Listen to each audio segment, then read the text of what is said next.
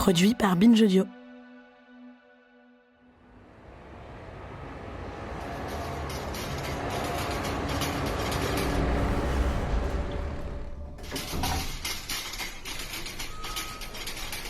À l'origine de cet épisode, un stage d'observation au SAMU d'Avicenne à Bobigny, en Seine-Saint-Denis. Ce soir-là, c'est ma première nuit. J'accompagne l'équipe du SMUR. On est en février 2021, en pleine 3e vague de Covid. Beaucoup de nos sorties consistent à transférer des patients-patientes depuis les urgences d'un hôpital vers la réa d'un autre hôpital, ou encore de réa à réa spécialisée. Nous sommes à l'hôpital Jean Verdier, à Bondy. Nous venons chercher une personne que l'on doit emmener à Cochin, où viennent juste de s'ouvrir une dizaine de nouvelles places en réa. Nous entrons dans le box des urgences. Une femme nous attend, elle est consciente, elle est demi-assise. Elle a 45 ou 50 ans, les cheveux courts et blonds, des grands yeux affolés au-dessus de son masque à oxygène, avec l'O2 poussée à fond. Elle est petite et très corpulente. C'est donc une personne particulièrement vulnérable au Covid. Bonsoir. Bonsoir. On vous amène une femme de 45 ans. Elle a appelé parce qu'elle avait une détresse respiratoire. On l'a retrouvée chez elle, on l'a mise sous 10 litres d'oxygène. Mais c'est possible que vous ayez besoin de l'intuber dans les heures à venir. Ok, je vous laisse voir avec ma collègue parce que je pense qu'on va devoir la transférer. D'accord, ok, bonsoir. Effectivement, il n'y a plus de place, il va falloir la transférer à Cochin. Thomas, Est-ce que tu peux te charger de la changer de brancard ? Par contre, elle va changer de brancard toute seule. Moi, je porte pas ça. Je porte pas ça. Je sais que je viens d'assister à quelque chose de très ordinaire. Parce que j'ai déjà entendu sur les réseaux sociaux ou dans les médias les activistes Gabriel Dédier, Daria Marx ou Pelfine de Corps Cool témoigner de la grossophobie dans le milieu médical. Par exemple, si aujourd'hui je me casse la jambe, si je vais à l'hôpital, il y a un seul fauteuil roulant à ma taille. Si on est deux gros à se casser la jambe, il y en a un qui va attendre. Aujourd'hui, l'obésité est mal prise en charge en France. On tape sur les gros au lieu de taper sur la maladie obésité. Et on a besoin de moyens pour la recherche sur l'obésité et pour soigner les obèses. T'es gros, aujourd'hui, on n'a plus qu'une seule solution à te proposer, c'est la chirurgie bariatrique. En figeant la grosseur comme une épidémie qu'il faut enrayer, on refuse de complexifier le rapport entre poids et santé. Aujourd'hui, non, c'est évident que si un médecin me prescrit un régime, je ne vais plus voir ce médecin. Et je ne comprends pas qu'on continue à les prescrire, en fait, parce qu'on sait que le taux d'échec d'un régime, c'est 95%. Grossophobie médicale, je cherche des témoignages de personnes concernées. Si vous avez envie de partager votre expérience, j'ai fait un appel à témoignages sur Instagram. Et là, des dizaines d'autres voix qui s'élèvent dans mes messages privés et qui, elles aussi, témoignent de propos déshumanisants, violents, d'erreurs de diagnostic. Il va vraiment falloir songer à faire quelque chose pour votre poids, parce que là, dans 20 ans, vous êtes cardiaque, diabétique ou morte.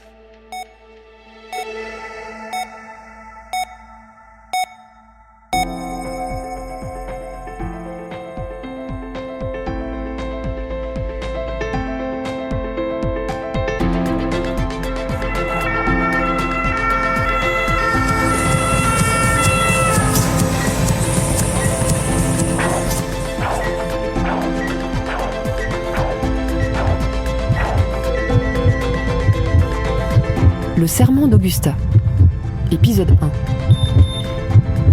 Je penserai les corps en dehors de la norme.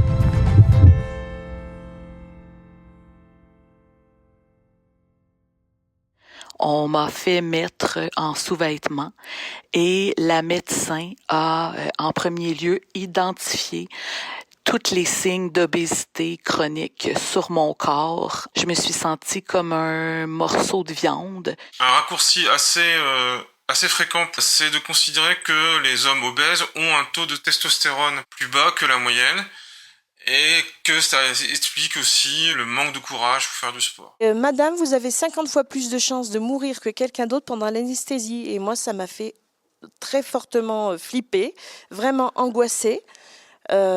Jusqu'à l'opération, j'ai vraiment angoissé en me disant oh là là, mais si je meurs et tout, faut tout que je prépare pour mes chats et tout. Il y a 2 semaines, j'ai eu une première consultation au privé pour subir la chirurgie bariatrique, chose qui était vraiment pas quelque chose que je voulais faire.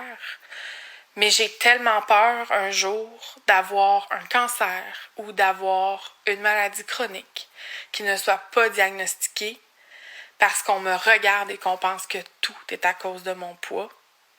Fait que je vais aller subir une chirurgie qui me tente pas parce que j'ai peur que mes futurs soignants me tuent. Quand j'ai décidé de réaliser des films, je voulais dénoncer la standardisation des corps qu'on nous présente comme désirables. Au cinéma, dans les magazines, dans la pub, il y a un corps étalon. Là, ce que je découvre pendant cette nuit au SAMU, c'est que comme dans le monde des images, il existe un corps standard dans le monde du soin. Ce corps standard, c'est un corps blanc, c'est un corps masculin, c'est un corps neurotypique, c'est un corps jeune, c'est un corps cisgenre, c'est un corps mince.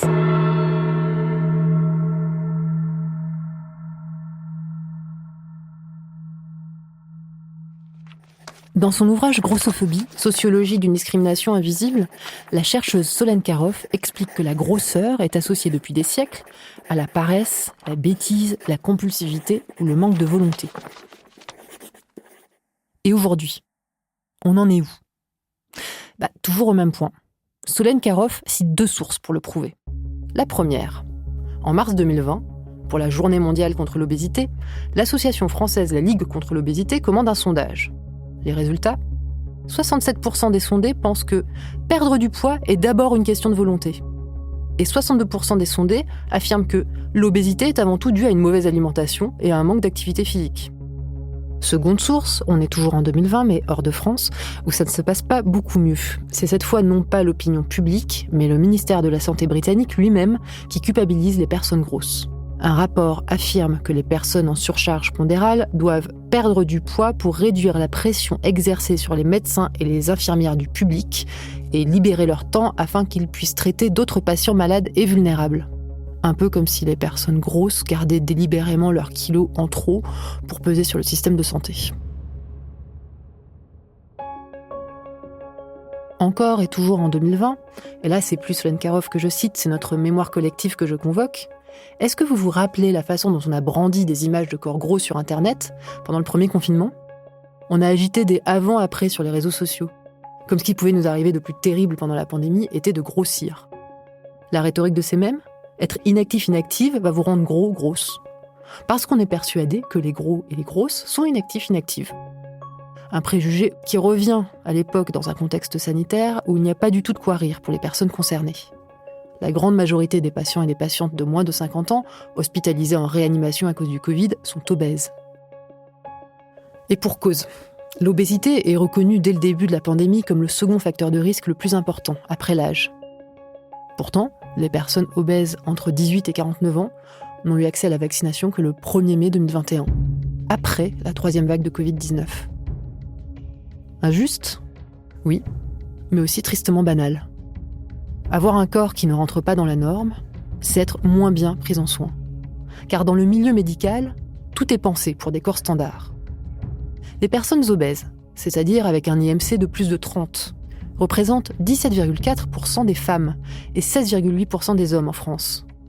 Mais le matériel médical qui leur est dédié est absent ou trop rare. Résultat, des salles d'attente avec des accoudoirs sur chaque chaise où il leur est impossible de s'asseoir, des tables d'examen trop étroites, des brassards de prise de tension trop petits, des aiguilles pas assez longues pour les gaz du sang, et en radiographie, des IRM qui ne sont pas conçus pour les corps de plus de 150 kg. L'orifice de la machine ne fait que 135 cm de diamètre. Jusqu'à il y a peu de temps, on envoyait les personnes dont le corps ne correspondait pas à ces chiffres vers les écoles vétérinaires. Heureusement, des établissements de santé commencent à investir dans les IRM à ciel ouvert. Pour le moment, il y en a 3 en Île-de-France. Raconter l'histoire de mon corps, c'est vous parler de ma honte. Ma honte devant mon apparence, ma faiblesse, devant le fait qu'il soit en mon pouvoir de changer mon corps et de ne pourtant pas le changer, année après année. La honte est une chose difficile. Il est certain que les gens essayent de me faire honte parce que je suis grosse. Quand je passe dans la rue, les hommes se penchent à la portière de leur voiture et me lancent des obscénités sur mon corps, sur la façon dont ils le voient. Ils me lancent à quel point ça les gêne que je ne corresponde pas à leur esthétique, à leur goût et à leur désir. J'essaye de ne pas les prendre au sérieux, parce que ce qu'ils disent vraiment, c'est « Vous ne m'attirez pas, je ne veux pas vous baiser », et cela perturbe ma compréhension de la masculinité, de mes droits et de ma place dans le monde. Ce n'est pas mon boulot de faire en sorte que mon corps leur plaise. Lorsque les gens essayent de me faire honte parce que je suis grosse, j'éprouve de la rage. Je deviens têtue. Je veux me rendre encore plus grosse pour les contrarier. même si la seule que ça va contrarier, c'est moi. Vous venez d'entendre Roxane Gay, autrice américaine, noire, en situation d'obésité massive. Dans Hunger, elle retrace l'histoire de son corps indocile, subversif. Elle décrit en creux comment la norme de minceur pèse plus particulièrement sur les femmes. Depuis l'après-guerre, les femmes en particulier ont consommé énormément de dérivés d'amphétamine. C'est parce que la totalité des pubs, des images de la beauté féminine, notamment depuis l'après-guerre, repose sur l'idée qu'une femme belle est une femme mince, même très mince. Et pour y arriver, comme c'est presque impossible parfois, et parce que d'abord d'un point de vue constitutionnel, on n'est pas toujours programmé pour être mince, il y a des raisons génétiques, hein. Ensuite, parce que la transformation de la nourriture fait que de plus en plus, la nourriture transformée expose au surpoids. Donc, il y a des tas de raisons qui font que c'est un objectif utopique pour beaucoup de femmes. Et donc, elles font appel à des coupes-faim. Moi, je suis le docteur Irène Frachon et je suis pneumologue au CHU de Brest. Je suis la lanceuse d'alerte du Mediator, puisque maintenant, c'est le terme adéquate, c'est-à-dire qu'en tant que médecin, j'ai fait interdire le Mediator en 2009 et que ensuite j'ai dénoncé ce que je pensais être un scandale. Le Mediator a été massivement consommé exclusivement pour ses propriétés coupe-faim. Non seulement les médecins partagent ce regard très critique à l'égard du surpoids, considérant que le surpoids ne correspond pas à un idéal de séduction et de minceur et même de bonne santé. Et la deuxième chose, c'est que l'idée que d'être grosse vous rend responsable de tous vos maux s'est puissamment développée de manière disproportionnée par rapport au poids réel de l'obésité comme facteur de risque de maladie. Bon, il ne s'agit pas de dire que l'obésité ne pose pas de problème de santé. Il y a des problèmes de santé qui sont bien répertoriés, qui sont le retentissement sur les articulations, qui sont un facteur de risque effectivement cardiaque, enfin cardiovasculaire, mais qui sont le fait qu'on peut faire du diabète plus facilement quand on est en surpoids, qu'on est plus essoufflé, mais il y a des personnes en surpoids ou obèses qui se portent comme un charme. Les médecins, trouvant que les femmes qui les consultaient étaient trop grosses, leur disaient qu'il fallait faire des régimes. Les régimes, ça marche pas quand on est en surpoids, donc les femmes ne maigrissaient pas ou elles maigrissaient en yo-yo. Donc deuxième étape, c'était de leur prescrire un coupe-faim. Et comme les coupes-faim ont été interdits au fil des années parce qu'ils étaient dangereux, il en restait un, antidiabétique, mais réputé pour faire maigrir, le Mediator, sans trop s'interroger de ce que cachait cette notion de coupe-faim. Les médecins ont prescrit massivement du Mediator pour maigrir à des millions de femmes et d'hommes, mais surtout des femmes, parce qu'ils estimaient qu'elles étaient trop grosses, point, trop grosses, voilà. Ensuite, ces femmes, sous Mediator, certaines ont commencé à dire qu'elles allaient pas bien, qu'elles allaient de moins en moins bien, qu'elles étaient essoufflées. Bah oui, elles étaient essoufflées d'être grosses, maigrissez. On va voir le cardiologue, alors là c'est encore pire, le cardiologue, comme c'est un facteur de risque cardiovasculaire, etc. Ces femmes, en réalité, sous Mediator, étaient essoufflées parce que leur cœur était en train de flancher et que finalement personne ne s'en apercevait. Erreur de diagnostic. Et donc, pas de dépistage et pas de prise de conscience que le Mediator était en fait la cause de ces essoufflements. Et on finit par découvrir qu'effectivement, au bord de la mort, au bord du précipice, elles ont bien des valves cardiaques très malades. On les opère, opération très risquée chez ces femmes très grosses.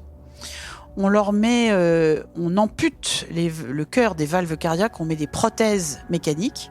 Ce sont des opérations extrêmement mutilantes, dont le cœur ne se remet pas bien. Ce sont des opérations palliatives qui ont des complications majeures. Et donc on essaye de les faire bouger, de les réadapter. Et la réadaptation est difficile. Et elles vont se faire engueuler en réadaptation partout. Bougez-vous donc, vous êtes trop grosse, vous devriez maigrir. Et si vous supportez mal ces opérations, c'est parce que vous êtes trop grosse, qu'effectivement, la cicatrice est douloureuse, ça s'est mal passé, mais aussi, avec ce surpoids-là, ma pauvre dame, faut pas vous étonner. En réalité, ces femmes, on les a fait pédaler en mesurant ce qui se passait dans leur cœur par un cathétérisme. Et on s'est aperçu que dès qu'elles commençaient à pédaler, le cœur se mettait à genoux. Le cœur se mettait à genoux. Alors qu'au repos, il a l'air d'être battre à peu près correctement. Effectivement, elles peuvent pas monter un étage sans fondre en larmes parce que le cœur se met à genoux et que ça n'est pas reconnu par l'expertise cardiologique.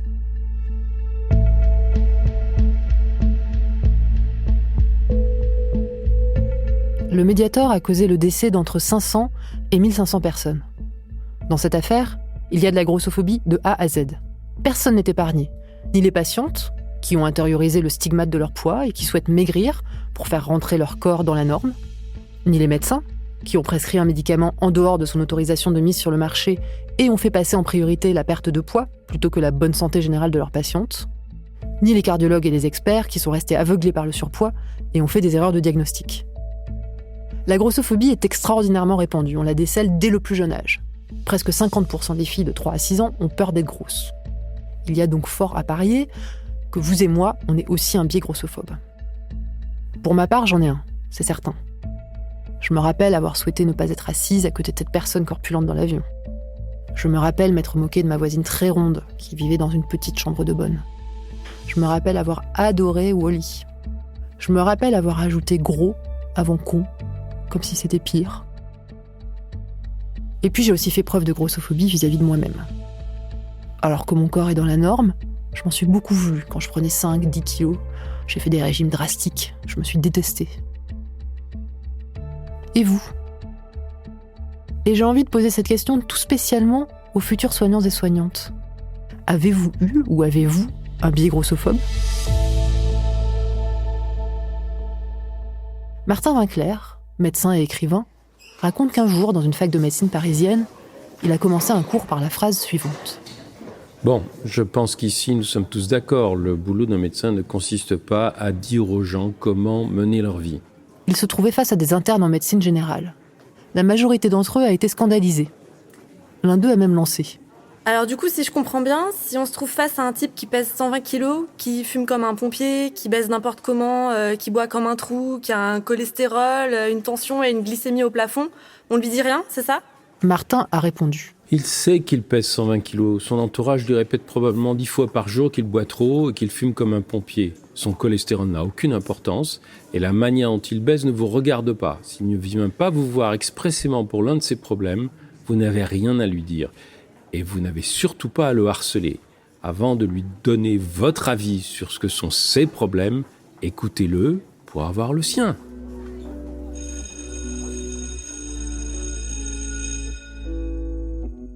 Une étude réalisée à l'Université de Floride en 2013 vient corroborer ce que dit Martin Winkler. Elle démontre que pratiquer la culpabilisation au sujet du poids n'est pas efficace. A contrario, ça entretient des comportements alimentaires délétères, favorise l'évitement de l'exercice physique et la rupture du parcours de soins. Alors comment on se positionne, quand on est soignant ou soignante, vis-à-vis d'une personne en situation d'obésité ? Eh bien, si on écoutait les patients et les patientes, pour commencer. Je m'appelle Lucille, j'ai 26 ans. Je suis étudiante pour devenir éducatrice de jeunes enfants, actuellement en stage dans un hôpital pédiatrique. J'ai fini en fait aux urgences ophtalmo après un rendez-vous d'ophtalmo normal où elle a vu quelque chose qu'elle trouvait bizarre. Et elle m'a dit, en sortant demain matin, ce serait bien d'aller aux urgences. Donc je me suis retrouvée aux urgences sans vraiment savoir quel était le problème. Et en fait, ils m'ont fait des tests et j'avais donc un œdème papillaire, donc un œdème du nerf optique derrière l'œil, qui est un signe, qui là en tout cas était un signe d'hypertension intracrânienne. J'ai donc été hospitalisée et j'avais un rendez-vous du coup un mois après pour vérifier que l'œdème était moins présent, notamment. Et en fait, je suis arrivée... Et la première chose que l'interne m'a dit, c'est: est-ce que vous avez perdu du poids depuis l'hospitalisation ? Donc l'hospitalisation, c'était 1 mois avant.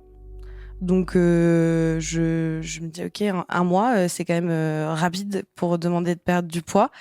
D'autant plus que j'ai souffert longtemps, je souffre, toujours, de troubles alimentaires.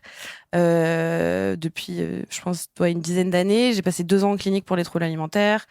Ils le savaient parce que je leur avais dit, parce que normalement, ça fait un peu garde-fou sur ces problématiques-là, de le dire.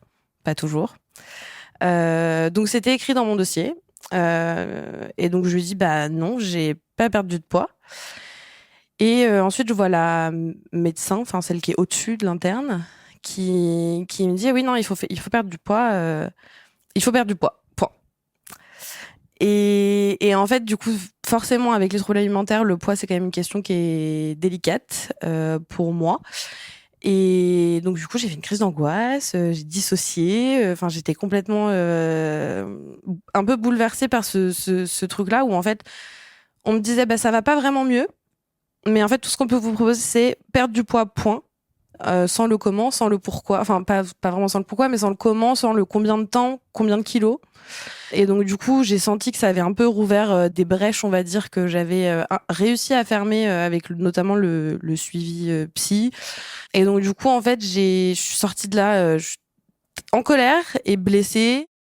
Je m'appelle Sybille. Voilà, j'ai un long parcours médical. J'ai pas mal de douleurs sur pas mal de plans. Donc, j'ai vu beaucoup de médecins. Et donc, j'ai beaucoup de choses à dire sur la grossophobie.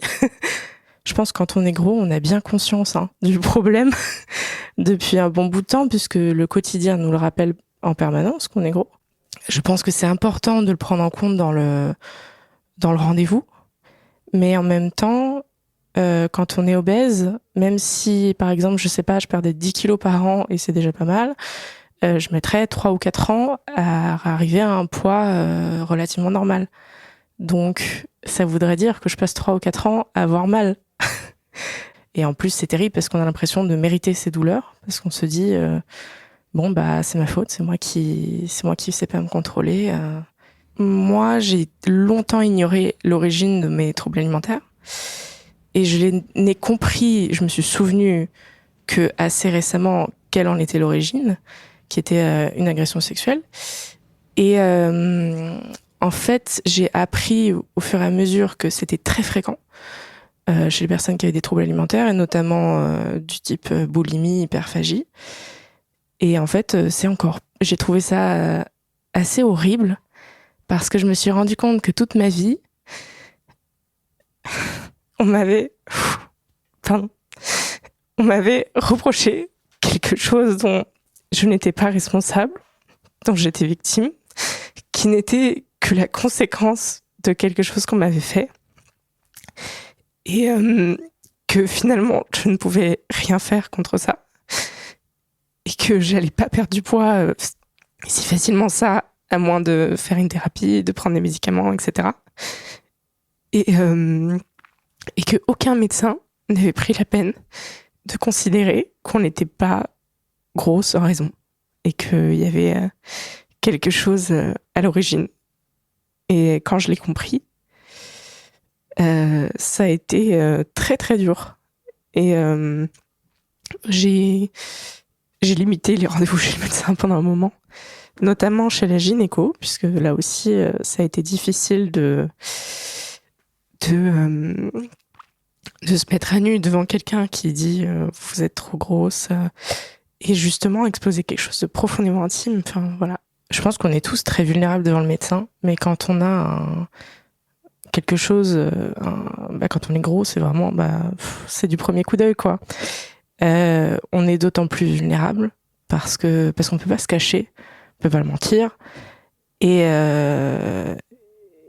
en plus, moi, j'avais toujours très peur en allant chez le médecin que ça devienne un sujet de conversation, sachant qu'en plus, j'avais peur de pas rentrer dans la chaise, de rester bloquée dans la chaise, ça m'est déjà arrivé, de pas réussir à être sur la table, ou quand je viens dire que j'ai mal et que je n'ai qu'une seule angoisse, c'est qu'on me dise écoutez, perdez du poids.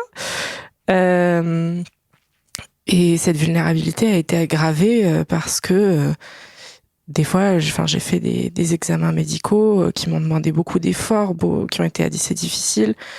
Et à la fin, on me disait que c'était parce que j'étais trop grosse. Donc, je me mettais complètement, littéralement à nu. Et je n'avais pas de réponse, à part celle que je connaissais déjà par cœur, qui ne faisait qu'augmenter ma haine pour mon corps. Quand je sortais d'un rendez-vous médical, généralement, ça aggravait mon anxiété, ça aggravait donc le trouble alimentaire, donc je prenais du poids, et puis je revenais au rendez-vous, j'avais pris du poids, donc c'était encore pire. Et voilà. Dans les situations de Lucille et Sybille, je me dis que leur demander de maigrir, un point c'est tout, est peut-être aussi absurde que de demander à une personne âgée de rajeunir pour que sa santé aille mieux. Maigrir n'est pas toujours possible. Maigrir n'est pas toujours bon pour la santé. Jean-Pierre Després, à l'Université Laval au Québec, a démontré à la fin des années 80 que c'est la graisse viscérale, logée à l'intérieur des organes, qui est plus particulièrement associée au risque pour la santé, par rapport à la graisse molle située sous la peau. Donc, on peut avoir un IMC dans la norme, mais avoir du gras viscéral dangereux pour la santé. Et on peut avoir un IMC au-dessus de 30, mais n'avoir que de la graisse molle, qui est moins problématique. En 2018, des chercheurs de l'Université York, au Canada, ont réalisé une étude sur un petit contingent de patients et patientes obèses, sans anomalies métaboliques associées. Ils ne présentaient pas de surrisque de mortalité. Bref, on peut être gros et grosse, et en bonne santé.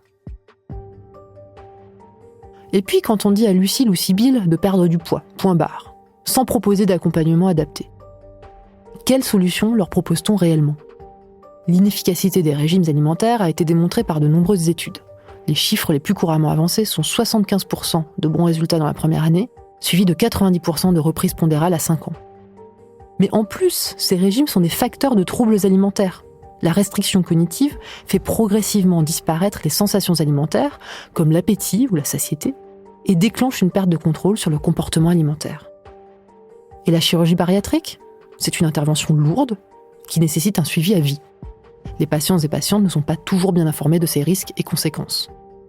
Selon un rapport publié en 2016 par la Haute Autorité de Santé, une grande partie des patients et patientes ne bénéficient pas d'une prise en charge préopératoire suffisante pour assurer la réussite de la chirurgie. Autre problème. Après une chirurgie bariatrique, un quart des personnes a des tentations suicidaires. Pour en savoir plus, vous pouvez aller sur gros.org, le groupe de réflexion sur l'obésité et le surpoids. C'est une association de thérapeutes qui prennent en charge des personnes en difficulté avec leur poids. Ils et elles s'efforcent de mettre en lumière les présomptions de nombreux et nombreuses soignants et soignantes sur les corps gros et de promouvoir une meilleure connaissance de ce qu'est l'obésité et de ce qu'elle n'est pas. Moi, de mon côté, ce qui m'intéresse, c'est de comprendre comment repérer et déjouer ce biais grossophobe. Parce que quand il s'exprime chez des soignants et des soignantes, il est tout spécialement destructeur. Ce que dit un ou une médecin devient argument d'autorité. Et cette autorité, on l'imagine reposer sur la science. Si le ou la docteur le dit, c'est que ça a été prouvé. Les biais grossophobes sont des biais très répandus chez les soignants et les soignantes. Une étude menée en 2009 par des chercheurs de l'université de Yale aux États-Unis a montré que les professionnels de santé sont la deuxième source de stigmatisation après la famille. La violence se niche juste là où les personnes devraient trouver de la bienveillance, du soutien, du soin. Je suis allée voir le professeur Emmanuel Flamand-Rose à la sortie de la Pitié-Salpêtrière pour marcher un peu avec lui et discuter de tout ça.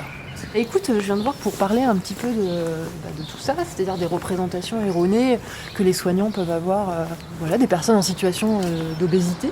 Toi, qu'est-ce que tu as à dire là-dessus ? C'est vrai qu'il y a beaucoup d'attitudes négatives et de représentations erronées envers les personnes en situation d'obésité chez les soignants. Tu vois, ils peuvent par exemple penser qu'ils sont responsables de leur situation. Soit parce qu'ils sont paresseux, soit parce qu'ils n'ont pas de volonté, soit parce qu'ils n'appliquent pas les préconisations de leur médecin, comme par exemple les consignes diététiques ou les régimes.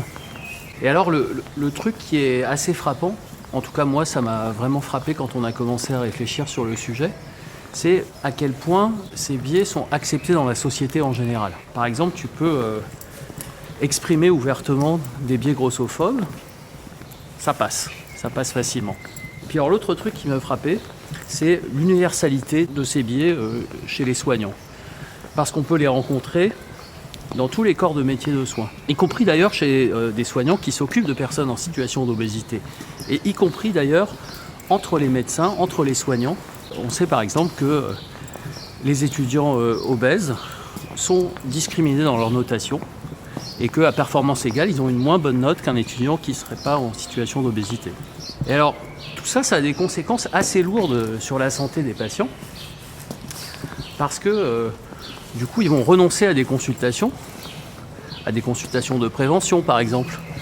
Et par voie de fait, ils vont se retrouver moins bien soignés, à la fois pour l'obésité, mais aussi pour des maladies qui n'ont rien à voir avec le surpoids. Ce que tu dis là, ça me fait penser à une histoire sur laquelle je suis tombée en faisant des recherches. Une histoire terrible. C'est l'histoire d'une jeune femme américaine qui s'appelle Rebecca Hiles, qui, entre ses 17 et 23 ans, avait des problèmes d'essoufflement, de quinte de toux. Et elle est allée voir 3 tonnes de médecins qui, à chaque fois, la renvoyaient à son surpoids. Donc on lui disait, écoutez, perdez du poids, madame. En fait, il s'est trouvé qu'elle avait un cancer du poumon et qu'il a fallu lui ôter complètement le poumon gauche. Donc effectivement, moi, cette histoire m'a marquée, parce que là, c'est une conséquence gravissime, la grossophobie. Donc du coup, comment est-ce qu'on peut faire pour que les futurs soignants et soignantes, et ceux qui soignent déjà, n'aient pas ce biais grossophobe, en prennent conscience Alors je voudrais te parler d'une initiative que j'aime bien, qui existe par exemple à l'université de Lille ou de Rouen. C'est une expérience de simulation au cours de laquelle des soignants peuvent expérimenter une partie du vécu physique et psychologique d'une personne de 200 kg en portant une combinaison lourde et volumineuse. Et de cette façon, ils peuvent se rendre compte à quel point c'est difficile de faire ses lacets ou d'observer une partie de son corps, ou par exemple sentir à quel point on peut être essoufflé à cause du poids en marchant, ou quelle est la difficulté de s'asseoir dans un fauteuil avec des accoudoirs. Il y a aussi dans cette expérience le fait de sentir le regard, ce regard que reçoivent en permanence les personnes en situation d'obésité. Là, on est arrivé devant chez Emmanuel, ce qui m'a obligé à arrêter de le suivre dans la rue avec mon micro. Quelques minutes plus tard, il m'a envoyé un message. Il a quelqu'un à me présenter. Je m'appelle Christine Poitou-Berner, je suis professeure de nutrition à Sorbonne Université et je m'occupe dans la pratique clinique de personnes qui sont en obésité, en particulier obésité sévère. À l'hôpital, il y a plein de situations où on peut avoir une attitude négative. Par exemple, des équipements qui ne sont pas adaptés. Il y a en plus les attitudes négatives des soignants qui vont, par exemple, avoir des remarques négatives. Et donc, tout ça va faire que ça va renforcer l'expérience de discrimination des personnes en obésité. Et ça a un impact, ça a été bien étudié, ça a un impact sur l'estime de soi, sur l'engagement des personnes en obésité dans leurs soins, par exemple l'adhésion au conseil diététique qu'on va leur donner ou au conseil d'activité physique qu'on va leur donner. Ça va induire également des attitudes d'évitement des personnes en obésité, par exemple les femmes qui ont au cours de leur vie subi des réflexions, des attitudes discriminatoires dans le soin, vont éviter d'aller à la consultation de gynécologie. Tous les ans, on diagnostique des cancers, par exemple de l'utérus, à des stades avancés parce que les femmes ne sont pas allées consulter leur gynécologue depuis plusieurs années à cause justement de ce type d'attitude, de discrimination. La pierre angulaire de la prise en charge des personnes en obésité, c'est l'activité physique, l'augmentation de l'activité physique ou la remise à l'activité physique. On va leur dire, il faut que vous bougiez plus, il faut que vous vous inscriviez dans une salle de sport. C'est facile, il suffit de bouger pour perdre du poids. Or, si notre conseil est seulement limité à ça, en fait, on va les remettre dans une situation potentielle de discrimination.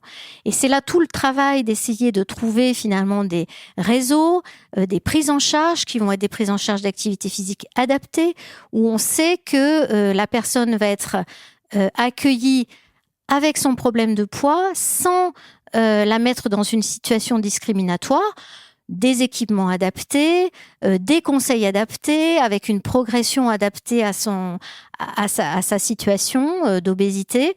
Et là, on va pouvoir effectivement gagner sur le plan de l'accès aux soins et d'une prise en charge optimale.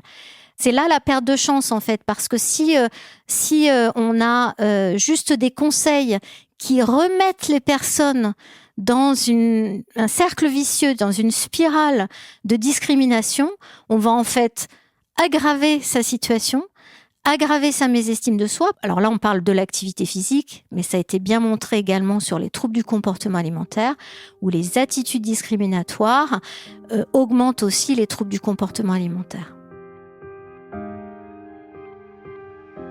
Pour permettre aux étudiants de santé de prendre conscience de leurs biais grossophobes, Christine Poitou-Bernard organise des focus group. La première heure, elle propose aux étudiants d'exprimer leurs stéréotypes et préjugés concernant les personnes corpulentes. Et la deuxième heure, des patients et des patientes en situation d'obésité viennent témoigner et répondre à leurs questions. Une façon de passer des préjugés à l'écoute et à l'empathie.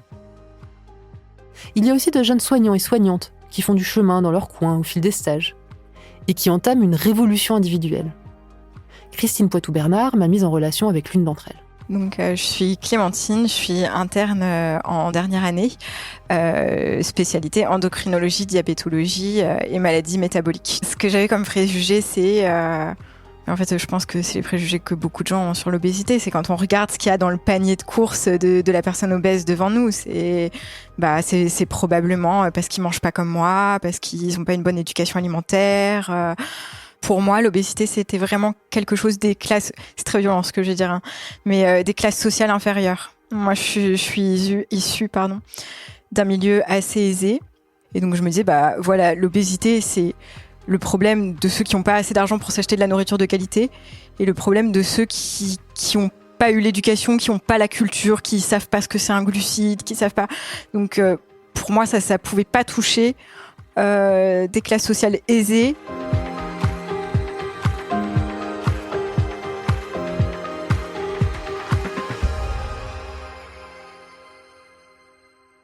C'est vrai que c'est violent, que c'est des paroles qui peuvent blesser, mais je pense qu'en même temps, c'est vraiment comme ça que je voyais les choses. Et je pense que c'est comme ça que, j'allais dire étudiant en médecine, mais que beaucoup de médecins voient les choses. En fait, c'est horrible. Je voyais pas du tout le fait qu'il pouvait y avoir différentes origines, différentes formes d'obésité, différentes complications. On n'arrive pas à un IMC 50 juste parce qu'on fait pas attention ou parce qu'on n'est pas éduqué. En fait, c'est toujours des gens qui ont quelque chose derrière. Donc, soit ils ont vraiment une pathologie somatique, type une pathologie génétique, ou d'autres anomalies qui vont conduire soit ils ont tout le temps faim, ou voilà, quelque chose où vraiment ils n'ont pas le choix de manger. En fait, personne ne pourrait faire face à ça, personne ne pourrait contrôler ça. Et puis après, il y a les patients qui n'ont pas forcément ça, mais qui ont des vécus psychologiques qui sont très très très difficiles. Et c'est la seule solution qu'ils ont en fait pour faire face à ce qu'ils ont vécu. Et oui, qu'en fait on n'arrive pas à ces IMC-là juste parce qu'on se relâche, parce qu'on connaît rien, parce qu'on mange des chips devant la télé, quoi. Que ça, c'était vraiment une image très péjorative et très erronée, que c'est des gens qui sont en grande souffrance, en fait. Moi, je pense que les meilleures clés, elles m'ont été données par l'intervention d'une patiente qui était représentante d'une association de patients obèses, qui était venue dans le service, et en fait, qui nous avait dit: on sait que vous êtes mal à l'aise pour nous examiner, on sait que l'examen clinique est difficile pour vous. C'est pas la peine de vous en cacher. Vous pouvez nous demander de l'aide. Vous pouvez dire est-ce que vous pouvez soulever tel pli? Est-ce que vous pouvez m'aider à soulever la jambe? Moi, je pense que ça m'a beaucoup aidé parce que maintenant, pour examiner des patients très obèses, je suis beaucoup plus à l'aise. Et parce que je leur dis je vais regarder sous le tablier s'il n'y a pas une petite mycose. Est-ce que vous pouvez m'aider à soulever? Et je pense que les patients le prennent bien, en fait.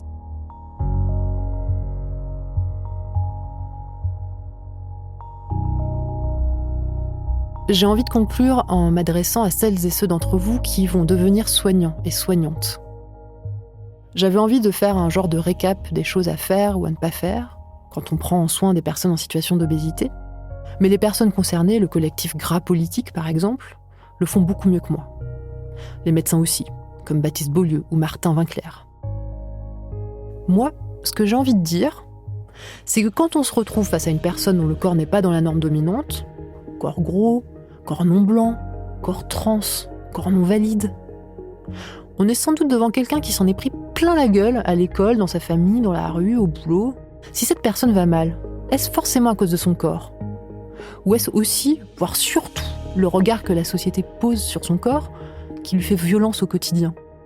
Dans nos cheminements personnels, et spécialement dans les cheminements professionnels en tant que futurs soignants et soignantes, il peut être intéressant de reconnaître qu'on a intégré cette vision dominante, discriminante des corps hors normes. Alors, on n'en est pas responsable, on baigne là-dedans. Si je reprends l'exemple de la grossophobie, l'image que l'on donne des personnes grosses dans les films et les séries est quasi tout le temps catastrophique. L'industrie du divertissement entretient ce stéréotype de la personne inactive, gloutonne, forcément pas aimable, repoussoir, faire-valoir. Et comme on baigne dans cette vision discriminante, on développe des biais de représentation, c'est-à-dire des erreurs constantes de jugement vis-à-vis d'un groupe de personnes. Si, systématiquement, lorsqu'on est confronté à un certain type de patient-patiente, on le ou la traite inconsciemment de façon différente des autres, il s'agit d'un biais de représentation. Et ces biais de représentation, il est prouvé qu'ils sont source d'erreurs médicales. Alors, si je crois qu'on n'est pas responsable des biais qui nous traversent, en revanche, il me semble qu'on est responsable d'évoluer humainement. Et quand on est professionnel de santé, pour pouvoir les prendre en soin de notre mieux, sans risquer de créer de rupture d'égalité. Je ne peux pas insister assez sur ceci. Des biais racistes, sexistes, homophobes, grossophobes, on en a tous et toutes, même quand on est soi-même racisé, femme, gay, obèse.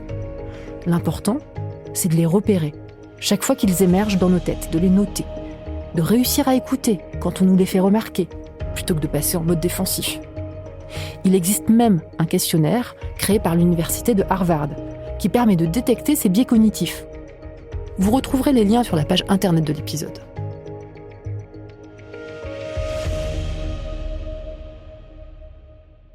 Une fois qu'on s'est rendu compte qu'on a une vision stéréotypée, qu'on a commencé à repérer ces biais, un grand bout de chemin est déjà fait. Après, il suffit de s'intéresser aux personnes concernées.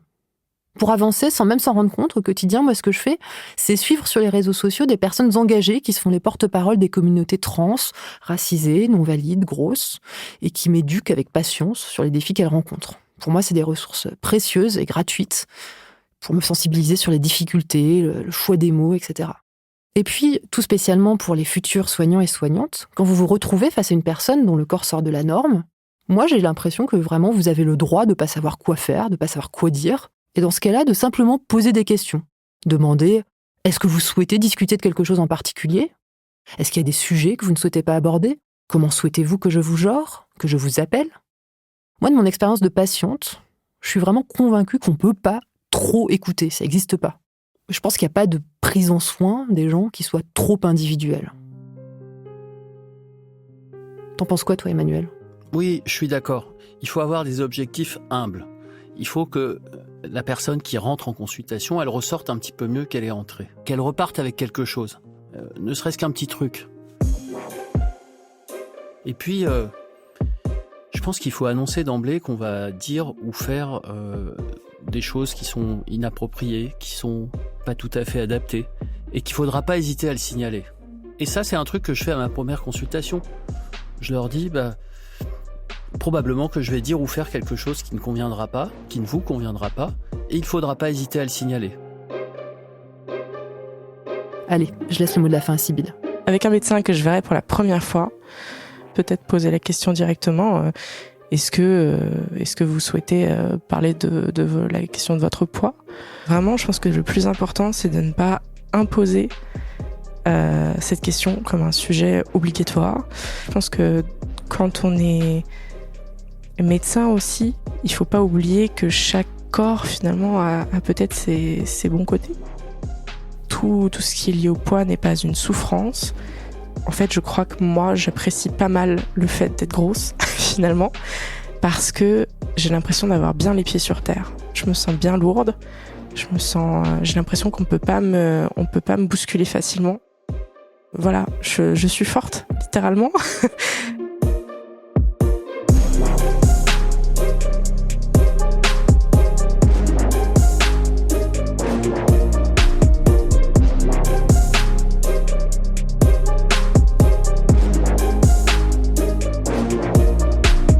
Si vous avez envie de réagir, que vous soyez patient, patiente ou futur professionnel de santé, écrivez-nous sur leserment-d'Augusta@binge.audio. Le Serment d'Augusta est un podcast de Binge Audio, un hors-série Programme B en partenariat avec la faculté de médecine Sorbonne Université, écrit par Olympe Degé et Emmanuel Flamand-Rose, avec la participation de Rosane Le Saint, réalisé par Elisa Grenet et produit par Anaïs Daïka. En supervision, David Carzon, directeur de la rédaction de Binge Audio.